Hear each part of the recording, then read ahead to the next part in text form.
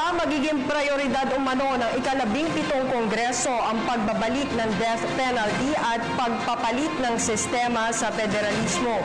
Katunayan, ilang miyembro na ng minorya sa Kamara ang nagpahayag ng suporta sa federalismo habang magiging mahabang debate umano ang pagbuhay sa parusang kamatayan.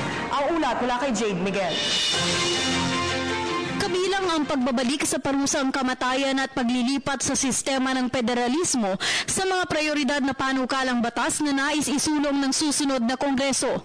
Ayon kay Quezon Province 2nd District Representative Danny Suarez, kahit kabilang sa minority ang kanyang partido na United Nationalist Alliance o UNA, suportado nila ang mga nasabing panukala na isinusulong ni Pangulong Rodrigo Duterte.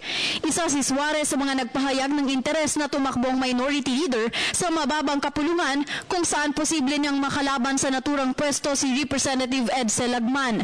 Sa kasalukuyan, nasa 11 hanggang 15 na lamang ang miyembro ng UNA matapos masilipatan ng ilang kongresista sa PDP laban na partido ni Pangulong Duterte. Ayon kay Suarez, kung siya ang hihiranging minority leader, susuportahan pa rin niya ang panukala na magkaroon ng federalismo na sistema ng gobyerno sa bansa. Ngayon, kung magdalaway ka ng super region na kami ang magpapatupad ng aming batas, pwede kami magkaroon ng sarili naming police power. Siniguro naman ang mambabatas na hindi nila mamadaliin ang pagpasa sa naturang batas, bagamat kailangan daw itong maging prioridad ng Kongreso habang may sapat pang political capital o suporta galing sa Pangulo. Samantala, sigurado naman anya na matagal na pagdedebatihan ng panukala na maibalik ang death penalty.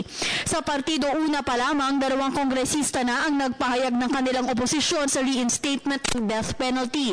Sila ay sinabuhay Party List Representative Lito Atienza at Kabayan Party List Representative Harry Roque.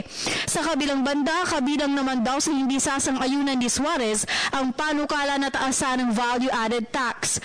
Para sa kanya, hindi na dapat saluhin ng taxpayers ang naturang pasakit sa buwis, bagkus ang kailangan lang anya ay ang pagpapatupad ng mga umiiral na batas sa ngayon. We have ample enough good bills already. There is just a question of implementation.